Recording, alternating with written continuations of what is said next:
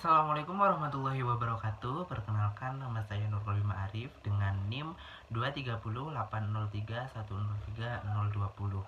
Jadi di sini saya ingin menjelaskan sedikit tentang hobi saya, yaitu menari. Menari merupakan sebuah ekspresi yang ditujukan dalam berbagai gerakan. Menari berbeda dengan olahraga, meskipun sama-sama bergerak, tapi dalam menari kita membawakan pesan atau makna dalam sebuah gerakan. Jadi setiap gerakan yang kita buat itu memiliki makna tersendiri atau pesan tersendiri untuk audiens atau untuk penonton. Lalu dalam menari ada elemen-elemen tari sendiri. Yang pertama ada elemen tubuh, kemudian kedua ada ruang atau space, kemudian ada time atau waktu, kemudian energi. Jadi elemen-elemen tersebut menjadi satu kesatuan yang dibutuhkan dalam menari. Lalu kemudian ada tujuan dan fungsi dari menari sendiri. Yang pertama ada sebagai ritual. Nah, sebagai ritual di sini biasanya digunakan untuk kegiatan atau upacara ritual adat di daerah-daerah tertentu. Karena di Indonesia sendiri masih banyak tarian-tarian yang masih dikaitkan dengan ritual adat ataupun adat istiadat dari berbagai daerah. Dan biasanya untuk ritual adat sendiri itu sebagai kita sebagai tolak bala atau ketika kita bersyukur kepada Tuhan Yang Maha Esa atas limpahkan rezekinya. Salah satu saja contoh seperti yang ada di kabupaten saya sendiri, yaitu Kabupaten Banyuwangi, merupakan salah satu tarian yang masih kental dengan adat budayanya, yaitu tari Sebelang Oleh Sari. Di mana tari Sebelang Oleh Sari ini digunakan atau ditarikan sebagai puji syukur atas limpahan berkah dan masa panen yang berlimpah diberikan kepada masyarakat di Desa Oleh Sari, dan sebagai sarana tolak bala supaya masyarakat Desa Oleh Sari terbebas dari mara bahaya yang akan datang ataupun penyakit-penyakit yang bisa membuat masyarakat Desa Oleh Sari itu sendiri itu membuat keresahan seperti itu. Lalu yang kedua, tari sebagai ekspresi diri, di mana seorang penari bisa mengekspresikan dirinya sendiri, entah itu gembira, senang, sedih, marah, ataupun dan sebagainya. Itu bisa diekspresikan melalui sebuah gerakan atau sebuah tarian sendiri. Karena biasanya dalam menari itu ada beberapa ekspresi yang harus ditunjukkan, entah itu marah, sedih, ataupun dan sebagainya. Jadi fungsi yang kedua itu sebagai ekspresi diri. Lalu kemudian fungsi yang ketiga itu sebagai komunikasi. Nah, komunikasi di sini sebagai komunikasi nonverbal.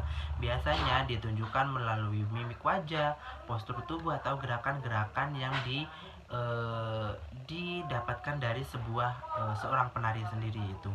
Nah, biasanya gerakan-gerakan atau komunikasi ini menyampaikan pesan atau makna tersendiri bagi seorang penari maupun Lalu fungsi yang selanjutnya yaitu sebagai olahraga atau kebugaran. Nah, biasanya dari menari sendiri itu bisa meningkatkan kebugaran atau sebagai sarana olahraga kita. Nah, biasanya dari seorang penari sendiri itu melakukan pemanasan terlebih dahulu sebelum mereka benar-benar melakukan tarian tersebut atau gerakan dalam tarian. Karena pemanasan sendiri biasanya untuk meregangkan otot-otot tubuh kita supaya nanti ketika kita menari itu tidak terjadi peregangan otot yang sangat luar biasa sehingga mengakibatkan cedera yang sangat berbahaya bagi tubuh kita sendiri. Lalu kemudian ada manfaat dari menari sendiri.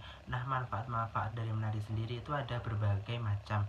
Yang pertama yaitu sebagai menghilangkan stres. Nah, menghilangkan stres di sini kita bisa rileks karena kita mendengar alunan musik atau gerakan-gerakan yang membuat tubuh kita menjadi semangat, sehingga pikiran-pikiran atau beban-beban yang kita pikirkan itu merasa hilang, merasa rileks, sehingga tidak ada pikiran yang membuat kita stres. Jadi untuk mengurangi rasa stres mungkin teman-teman itu bisa melakukan tarian atau melakukan gerakan. Itu juga bisa menghilangkan stres agar supaya beban pikiran yang kita miliki itu lebih berkurang. Seperti itu teman-teman. Lalu kemudian meningkatkan kepercayaan diri. Nah, sini dari teman-teman yang awalnya itu introvert atau kurang percaya diri dengan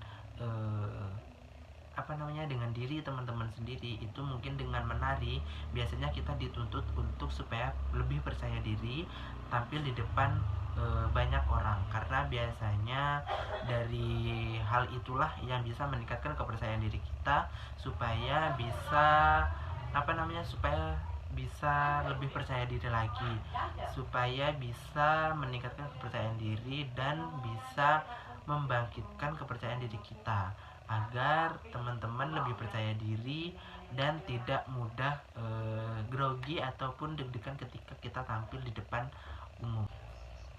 Lalu kemudian ada manfaat, yaitu membangun komunitas. Nah, membangun komunitas di sini kita biasanya bertemu dengan orang-orang baru, bahkan dengan kelompok-kelompok tertentu, kelompok-kelompok baru supaya kita bisa menambah relasi kita sendiri. Biasanya dalam menari itu kita dikelompokkan oleh banyak orang yang bisa kita menjadikan teman baru, kita bisa jadikan keluarga baru dalam menari itu.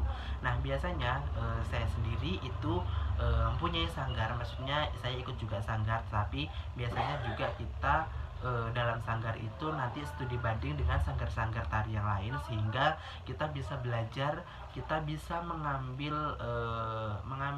pelajaran ataupun mengambil ilmu baru dari sanggar-sanggar tari yang lain, dan itu bisa membangun komunitas baru, membangun keluarga baru, dan bisa menambah relasi antar sanggar tari satu dengan sanggar tari yang lain. Lalu kemudian ada genre-genre dalam tari. Yang pertama yaitu genre tradisional atau rakyat. Nah, genre tradisional atau rakyat ini biasanya sebuah tarian yang sudah ada dari zaman dahulu kala, yang diturunkan dari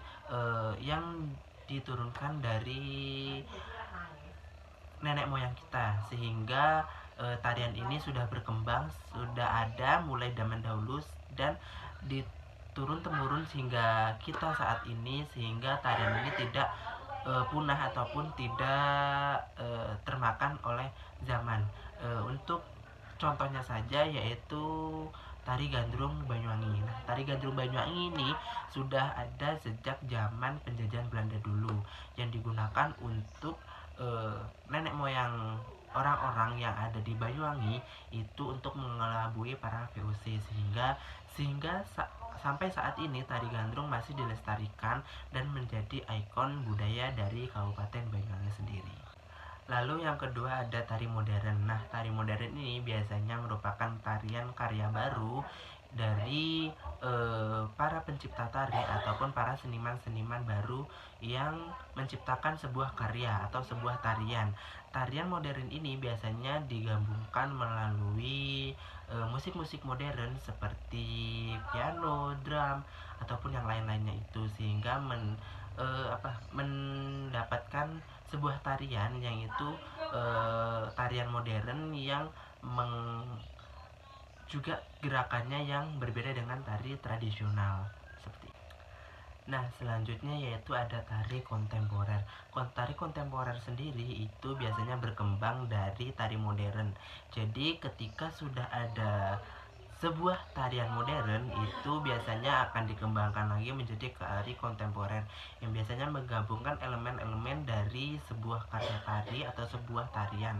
Itu bisa dikembangkan lagi sehingga menciptakan sebuah tari kontemporer dan menggabungkan dengan elemen-elemen musik yang lebih khas dan lebih cenderung lebih ke narasi ataupun ke ide yang akan disampaikan. Biasanya tari kontemporer ini menceritakan sebuah isu-isu yang ada, yang masih hangat pada pada akhir-akhir ini. Seperti contoh kayak tari bullying, itu merupakan tari kontemporer yang menggabungkan tari modern dengan elemen-elemen tari. Itu menceritakan tentang kisah bullying yang marak ada di Indonesia, di Indonesia sendiri, dan masih marak di dalam kasus-kasus remaja pada saat ini. Nah, teman-teman, itu tadi sedikit cerita ataupun sedikit pengalaman ataupun sedikit ilmu yang bisa saya sampaikan tentang dunia tari. Untuk lebih jelasnya mungkin teman-teman bisa searching ataupun bisa cari-cari di internet ataupun YouTube ataupun Google nanti tentang manfaat tari, elemen tari ataupun pengertian tari, karena masih banyak banget dunia pertarian ataupun dunia tari yang bisa teman-teman explore. Mungkin itu saja yang bisa saya sampaikan, kurang lebihnya saya mohon maaf. Wabillahi taufiq walhidayah. Wassalamualaikum warahmatullahi wabarakatuh. Dadah.